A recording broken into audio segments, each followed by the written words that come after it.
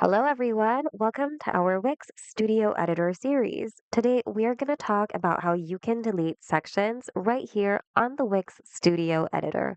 To do that, simply go to the Layers tab on the left and look for the section that you'd like to delete. Then click on the three-dot button next to it and select Delete. A confirmation pop-up will appear. When you delete elements, they're removed from all device sizes.